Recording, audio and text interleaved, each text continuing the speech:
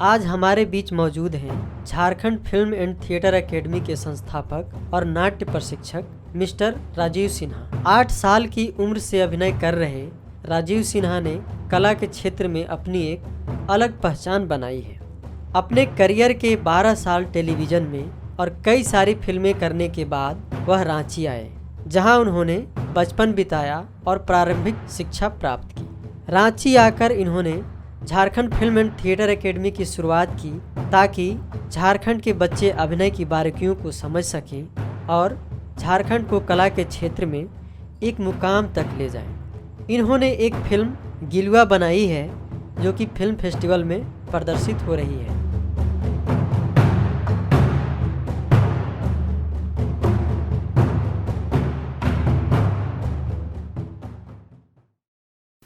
नमस्कार सर। नमस्कार। तो सर, हम लोग सबसे पहले शुरू से शुरुआत करते हैं। इसमें आपका प्राइमरी एजुकेशन के बारे में जानना चाहेंगे कि आपने प्राइमरी एजुकेशन कहाँ से प्राप्त किया, उन दिनों के बारे में बताइए जो आप उन दिनों को जिए, बचपन के रूप में जिए। ये सब सारी बातें हम लोग के साथ शेयर कीजिए। ज़रूर। सबसे पहले तो मैं आपके चैनल को बहुत बहुत शुक्रिया अदा करता हूँ कि आपने मुझे इस काबिल समझा कि अपने चैनल पे आपने मेरा साक्षात्कार लेने का मन बनाया। मेरा जो एडुकेशन है वो बेसिकली मैं हूँ यहीं का, रांची का रहने वाला हूँ। वैसे बिहार बैकग्राउंड है मेरा, गया मेरी पैतृक गांव है गया में। लेकिन जो पढ़ाई लिखाई हुई वो रांची में हुई। रांची में एक यहाँ से कुछ करीबन 8 से 10 किलोमीटर हट के एक जगह है, रातू नाम है उस जगह का। जी जी जी। तो वहाँ पर एक स्कूल है, उस स्कूल का नाम है आदिवासी बाल विकास विद्यालय। हाँ। नाम लेते हुए मुझे बड़ा अच्छा लगता है, आदिवासी बाल विकास विद्यालय। उस स्कूल से मैंने पूरी पढ़ाई की 10वीं तक। फिर उसके बाद मारवाड़ी कॉलेज में इंटरमीडिएट किया। फिर रांची यूनिवर्सिटी में 97 की बात है, उस समय वोकेशनल लॉन्च हो रहा था। अच्छा। तो 97 to 2000 batch first vocational batch था, जब मैंने वहाँ से basically advertising, sales promotion and sales management में बैचलर किया मैंने। हाँ, तो ये जो पढ़ाई थी बड़े काम की पढ़ाई थी मेरे लिए, जो आज मेरे बड़े काम में आ रहा है। उसके बाद फिर थोड़ा उस टाइम पे ग्रेजुएशन के बाद लोग भटक जाते हैं, क्या करें, ये करें, वो करें, ऐसे करें, वैसे करें। तो लेकिन क्या होता है कि कहते हैं ना, किसी चीज को शिद्दत से चाहोगे तो पूरी कायनात आपको उससे मिलाने में लग जाती है। किसी बाबत मैं भटकते भटकते दिल्ली पहुंच गया और वहां पर फिर मैंने हायर एजुकेशन प्लान किया कि अब मैं आगे पढ़ाई करूं, क्योंकि घर वाले मैं नहीं चाहते थे कि मैं घर से बाहर जाऊं। तो मैं किसी बहाने से वहां रहना चाहता था। तो वहां पर जाके फिर मैंने भारतीय विद्या भवन से एडवर्टाइजिंग एंड मार्केटिंग में मास्टर्स किया मैंने, मतलब MBA किया मैंने। जी। तो ये मेरी पढ़ाई रही। लेकिन अब मीडिया की बात है तो मीडिया में मैंने Asian Academy of Film and television, जिसका नाम लिए बगैर नहीं रह सकता, क्योंकि आज जो भी हूँ और जो भी कुछ कर पा रहा हूँ just because of Asian Academy of Film and Television, AAFT के नाम से जाना जाता है, नोएडा में है। वहाँ से मैंने वीडियो एडिटिंग, साउंड रिकॉर्डिंग में डिप्लोमा किया है। अच्छा। तो ये मेरी पढ़ाई रही है और बेसिकली ये आपका एजुकेशन रहा। जी। तो सर, जब आपने लास्ट में पत्रकारिता बोलेंगे इसको? पत्रकारिता आप बोल सकते हैं, लेकिन अफसोस की बात है कि मैंने पत्रकारिता का कोई कोर्स नहीं किया, जैसे जो मास कम्युनिकेशन होता है। तो मैंने मास कॉम करके पत्रकारिता में नहीं गया। मैं NDTV में कुछ करीबन 12 साल काम किया। अच्छा। और दिल्ली मीडिया में मैं 16 साल रहा। 16 साल की नौकरी की मैंने वहाँ पे दिल्ली में रह करके। और NDTV लास्ट मेरी नौकरी थी, जहाँ पे 12 साल मैंने समय गुजारा और बहुत अच्छा अनुभव रहा।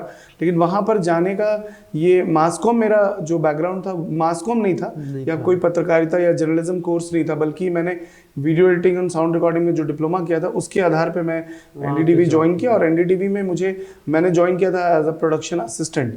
धीरे धीरे प्रमोशन होते होते कुछ 12 सालों में लगभग मैं वहाँ पे सीनियर प्रोड्यूसर हो गया था। जब मैंने 2016 में रिज़ाइन करी थी। रिज़ाइन जब कर रहा था तो सीनियर प्रोड्यूसर था मैं वहाँ पे। अच्छा। तो सर, मैं इस बात पे आना चाहूँगा कि आप नाटक में अभी जो बहुत अच्छा इंस्टीट्यूशन चल रहा है जाप्टा के नाम से, Jharkhand film and theatre academy, इसको बहुत अच्छे से आप ऑपरेट कर रहे हैं। तो पत्रकारिता से इधर शिफ्ट कैसे हुआ, इसको थोड़ा बताइए। सारी चीज़ें कहीं ना कहीं कोरिलेटेड हैं। जी। पत्रकारिता से शिफ्ट नहीं हुआ हूँ मैं एक्चुअली 8 साल की उम्र से थिएटर कर रहा था। अच्छा अच्छा। 8 साल मेरे जो सबसे पहले गुरु अगर कहूँ तो मेरे बड़े भाई थे, जिन्होंने मुझे पहली बार मंच पे एक नाटक किया था। उन्होंने जहांगीर का न्याय 8 साल की उम्र में। जी, तो जी। वो मैं 8 साल का था, तो उन्होंने जहांगीर का किरदार दिया था। मुझे उस समय पता नहीं था कि ये नाटक क्या होता है, क्या करते हैं, कैसे करते हैं, बट उस समय से जो लत लगी वो आज तक है। और इस दौरान में कई गुरु हुए मेरे, जिसमें जब 11-12 साल का था तो राकेश रमन सर हैं। जी जी। तो उनके सानिध्य में मैंने काफ़ी कुछ सीखा, काफ़ी नाटक किए मैंने। फिर उसके बाद युवा रंगमंच यहाँ पर है अजय मलकानी सर का। तो वो ज्वाइन किया मैंने, काफ़ी वक्त वहाँ गुजारा।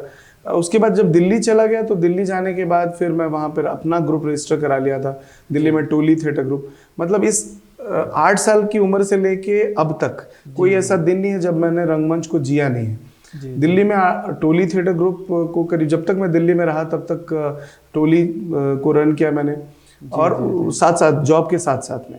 और उसके बाद वो दिमाग में बहुत दिनों से चल रहा था कि क्योंकि मैं देखता था दिल्ली में बहुत सारे जो बच्चे हैं ना, जो आते हैं यूपी और बिहार से एक्टिंग में करियर बनाने के लिए, तो मिसगाइडेड रहते हैं, उनको प्रॉपर गाइड नहीं मिलता। वो या तो दिल्ली पहुंचते हैं या फिर डायरेक्ट मुंबई पहुंच जाते हैं और मुंबई से भटक भटक के फिर वापस चले आते हैं। तो मैंने सोचा कुछ ऐसा किया जाए, ऐसा मॉड्यूल तैयार किया जाए कि जो हमारे झारखंड के बच्चे हैं ना, जो झारखंड के एस्पिरेंट्स हैं, तो वो रांची में ही, झारखंड में ही रह करके वो अपना करें और फिर यहीं पे रह के तय करें कि अब हमें मुंबई जाना है या नहीं जाना, और इसमें एक्टिंग में करियर बनाना है कि नहीं बनाना है।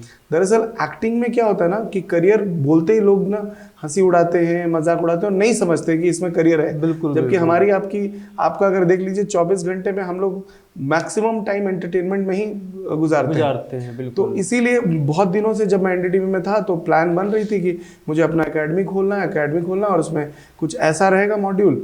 तो फिर उसके बाद 2016 में एक ऑन सडन एक ऐसी घटना घटी, मेरी मम्मी को ब्रेन हैमरेज हुआ और मैंने सब कुछ छोड़ छाड़ के फिर वापस आ गया यहाँ पे।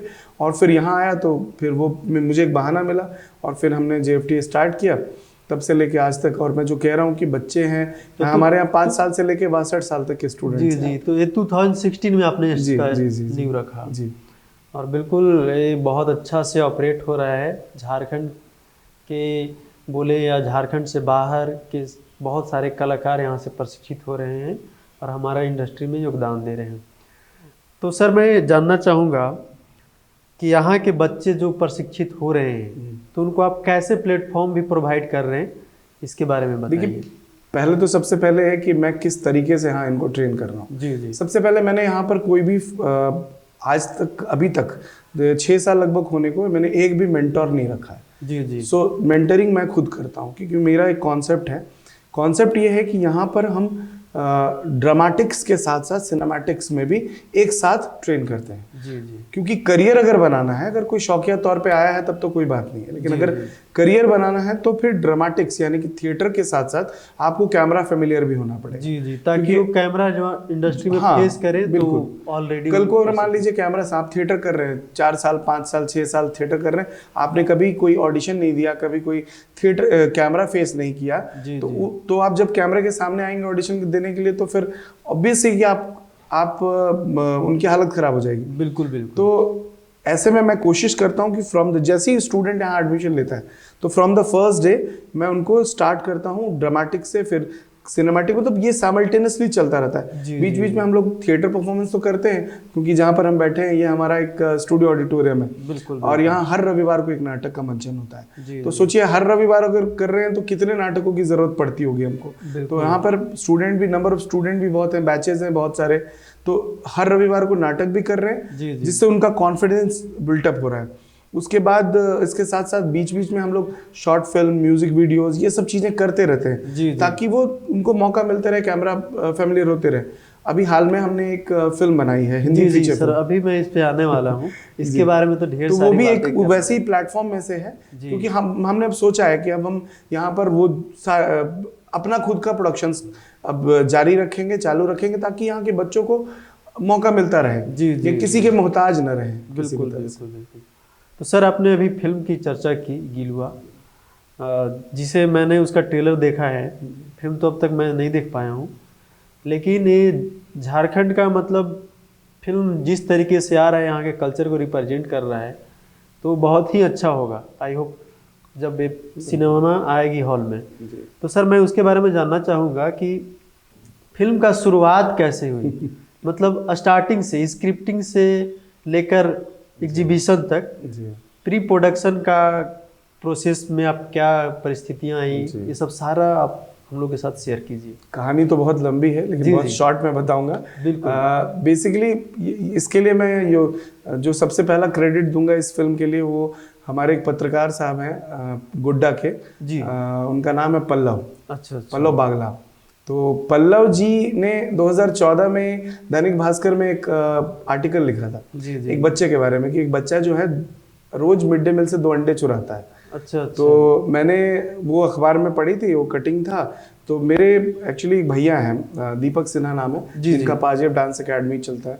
तो उन्होंने मुझे सजेस्ट किया कि तुम अगर पिक्चर करना चाहते हो तो क्यों ना इस वाले प्लॉट को तुम डेवलप करो जी। तो मैंने उनके इंस्पिरेशन से मैंने वो वाली प्लॉट, जो कि एक बच्चा दो अंडे रोज मिड डे मील से चुराता है, जब पूछा गया उससे कि आपका क्यों चुराते हो अंडे, तो जब पकड़ा गया तो फिर उस बच्चे ने ऐसा जवाब दिया कि झारखंड सरकार में उस समय रघुवर दास थे, उन्होंने उस बच्चे को अडॉप्ट कर लिया था। अच्छा। तो बेसिकली उसने जवाब दिया कि मेरी माँ को टीबी है और मेरी माँ, हम लोग डॉक्टर ने कहा है कि रोज दवाई खाने से नहीं होगा, 2 अंडा रोज खाना पड़ेगा जी। तो अब मैं रोज 2 अंडे कहाँ से लाऊंगा, हम लोग गरीब हैं, तो इसलिए हम रोज मिड डे मील से चुराते हैं। इसका ये जवाब जो है गवर्नमेंट को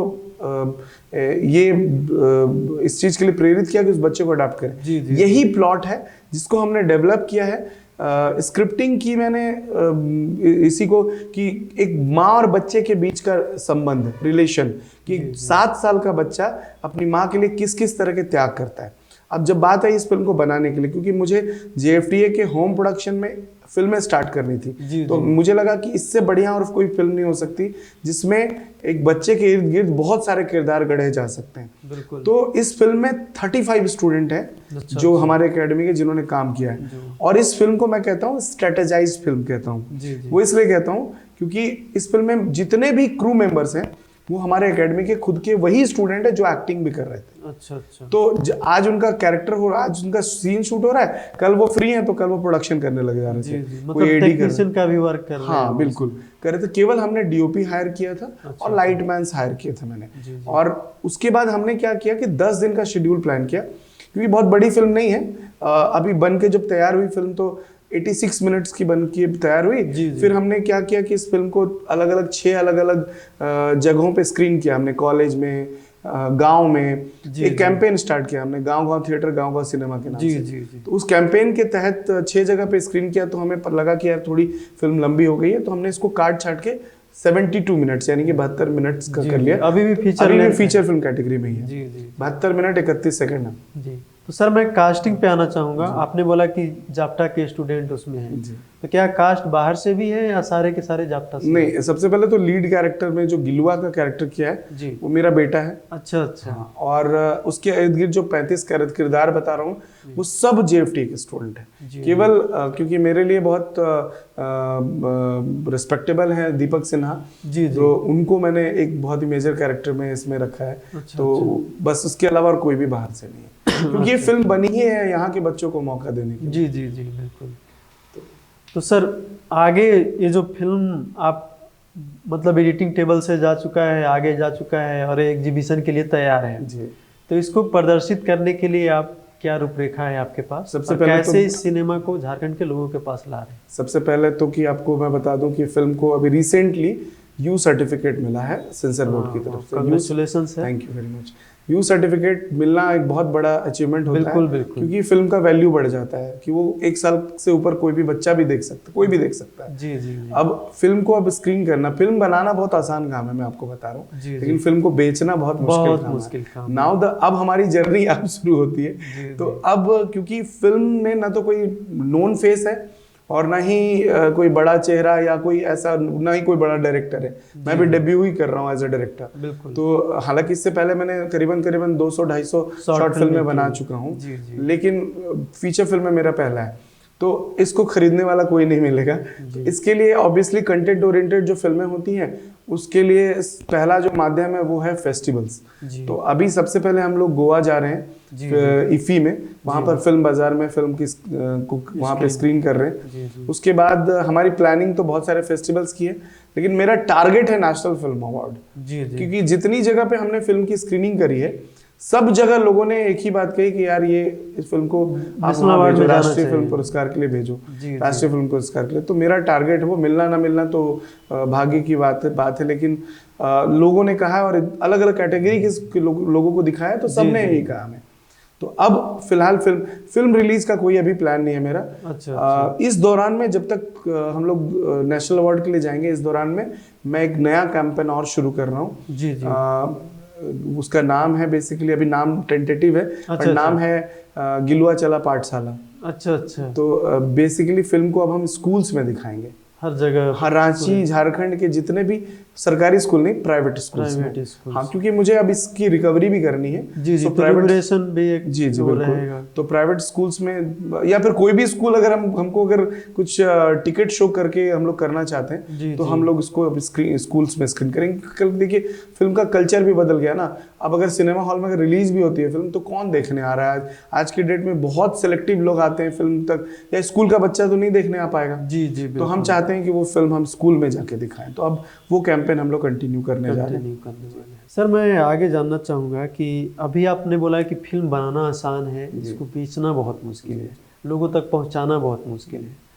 तो गवर्नमेंट का सर सहयोग को आप किस प्रकार देख रहे हैं कि क्या गवर्नमेंट जो है वो फिल्म को सहयोग कर रही है दर्शकों तक पहुंचाने में, या यहाँ के जो फिल्म मेकर जो फिल्म बना रहे हैं क्या वो दर्शकों तक फिल्म को ला पा रहे हैं?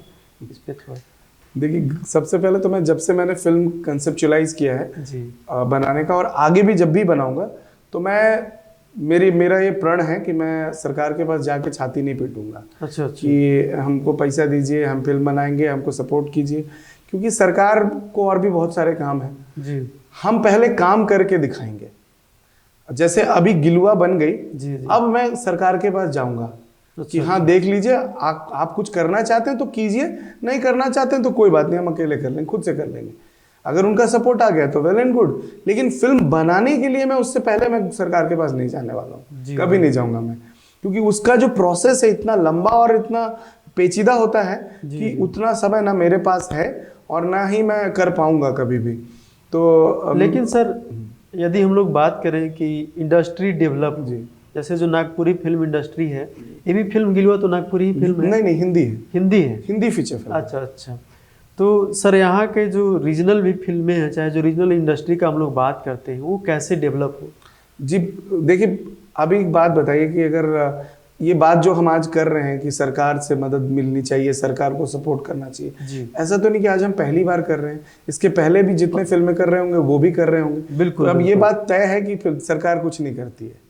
मान लीजिए कि सरकार नहीं करेगी क्योंकि सरकार को वोट हमसे नहीं मिल रहा है जी। उनको जहां लगेगा कि अभी फिल्म इंडस्ट्री वो बनने वाला था, आपने सुना होगा फिल्म सिटी क्या हुआ, सरकार आती है, जिसकी सरकार रहती है वो अनाउंस करती है, फिर सरकार बदल जाती है, वो फिर बात वही रह जाती है। तो हम लोग को खुद से मेहनत करनी पड़ेगी। मैं ये नहीं कह रहा हूँ कि सरकार ना आए या सरकार सपोर्ट ना करे या सरकार को करना नहीं चाहिए, सरकार को करना बिल्कुल चाहिए, लेकिन उसके लिए हम लोग को ना पहले कुछ करके दिखाना पड़ेगा। हम करेंगे ही नहीं तो उनको कैसे विश्वास होगा कि हम कर सकते हैं? बिल्कुल। तो दूसरी चीज है कि देखिए, हमारा जो इंडस्ट्री है, जो झारखंड का इंडस्ट्री है, हमारे पास कहानी नहीं है। हमारे पास ऐसी मतलब हम वही मुखिया सरपंच के इर्द गिर्द घूम रहे हैं, उसके अलावा कोई कहानी नहीं है। तो कोई भी अभी आज की डेट में अगर आप सिनेमा हॉल्स में चले जाइए, वहां पर सिनेमा हॉल हमारी जो झारखंड की रीजन गिलुआ मैंने बनाई, तो गिलुआ ऐसा नहीं है कि पूरा का पूरा हिंदी है, वो पूरा झारखंड नागपुरी फ्लेवर है, उसमें 4 गाने हैं, चारों नागपुरी में है जी। पूरी शूटिंग होरात में हमने करी। तो लेकिन क्या है कि जो सिनेमा हॉल आप चले जाइए और उनसे बात कीजिए कि हमारी सिनेमा को हमारी फिल्म को लगाइए, तो वो नहीं लगाते हैं। क्यों नहीं लगाते हैं? उसका रीजन है कि उनको ऑडियंस नहीं मिल रहा है, क्योंकि फिल्म बिजनेस है। सिनेमा हॉल तभी ना लगाएगा जब उनके पास ऑडियंस आएगा। ऑडियंस कैसे आएगा? जब उनको लगेगा कि इस फिल्म इंडस्ट्री में अच्छी कहानियां गढ़ी जा रही है, कंटेंट अच्छे आ रहे हैं। अभी रिसेंटली दहलीज आई, पुरुषोत्तम ने बनाई थी, तो दहलीज में कंटेंट अच्छा था, दर्शक उमड़े, दर्शक गए देखने, मतलब दूर दूर से। और मुझे लगता है, जहां तक मुझे आइडिया है, इसको 91 स्क्रीन्स मिले थे शायद, या कुछ ऐसा मिला है पूरे ऑल ओवर झारखंड और छत्तीसगढ़ में मिला जुला करके।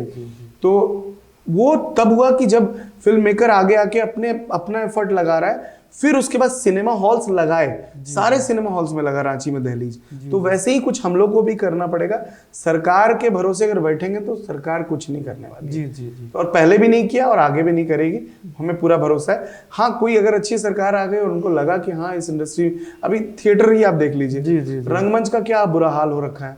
रंगमंच में यहाँ पर हम ही लोग बिल्कुल सरकारी अनुदानों पर आश्रित रहते हैं, तो सरकारी अनुदान मिलेगा तभी तो हम थिएटर को आगे बढ़ाएंगे। लेकिन मैंने इस चीज को ब्रेक करने की कोशिश की। मैंने बोला हमको जरूरत नहीं है, हम खुद का ऑडिटोरियम बना लेंगे, हर संडे नाटक करेंगे, कोई टेंशन नहीं। तो इस तरह से खुद से करना पड़ेगा, तब जाके सरकार आगे आएगी। बिल्कुल सर, सही आपने कहा कि सरकारी अनुदान पे मतलब नहीं रहा जा सकता, कुछ आगे विशेष करना होगा।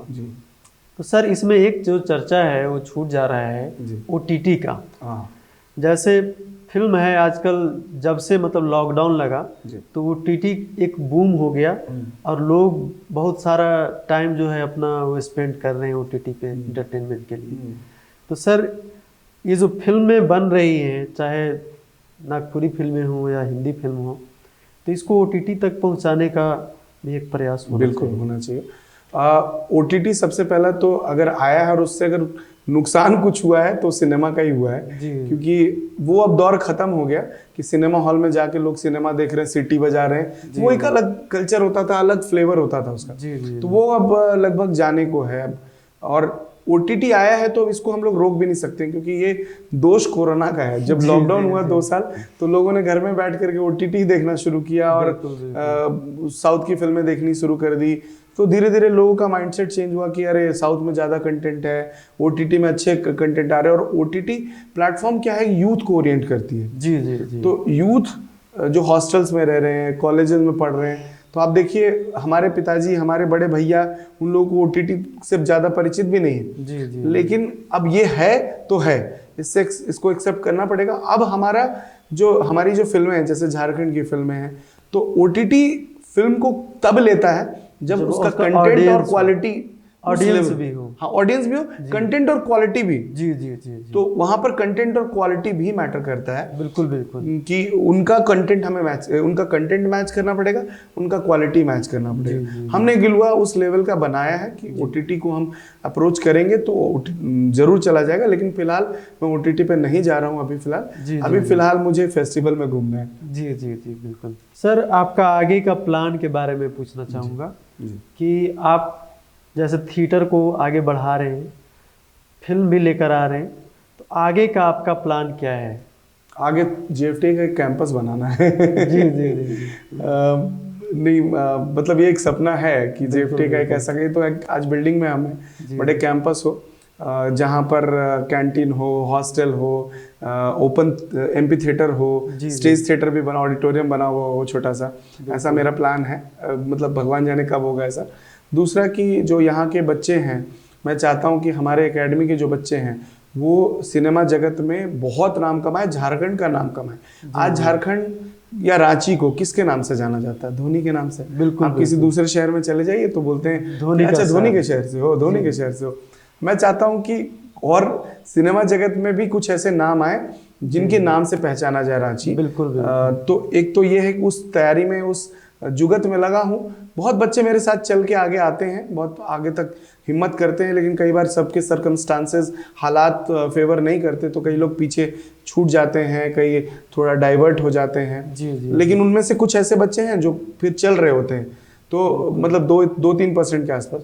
तो उन पे पूरी जोर लगाता हूँ, पूरी हिम्मत करता हूँ। और ये जो अपना होम प्रोडक्शन फीचर फिल्म का जो प्लानिंग जो चल रहा है या जो हम लोग प्रोसेस कर रहे हैं, उसका मकसद ही यही है कि रांची में रह करके मुंबई वाला प्रोडक्शन हम लोग डेवलप करें। जी। क्योंकि उस तरह का कंटेंट डेवलप हाँ, करें। क्योंकि किसी ने बड़ी अच्छी सलाह दी थी कि मुंबई जाने से अच्छा है क्यों ना मुंबई को रांची में लाया जाए। जी जी। तो मैंने बोला, ये मेरी पत्नी ने ही कहा था, तो मैंने बोला कि चलो ऐसे ही कुछ करते हैं। तो वो यहाँ पर अभी मेरे पास इतनी कहानियां हैं कि उन सबको बनाते बनाते मैं पता नहीं बूढ़ा हो जाऊंगा। और कितने बच्चे अब अगले साल से तो मेरा प्लान है कि एक बार गिलुआ को फेस्टिवल वगैरह तक पहुंचा दूं। उसके बाद प्लान है कि हर साल 2 फिल्में बनाऊंगा। सर बहुत अच्छा लगा आपसे बात करके, आपने इतना हम लोगों को टाइम दिया और आपका एक्सपीरियंस से हम लोग रूबरू हुए। बहुत बहुत धन्यवाद। Thank you.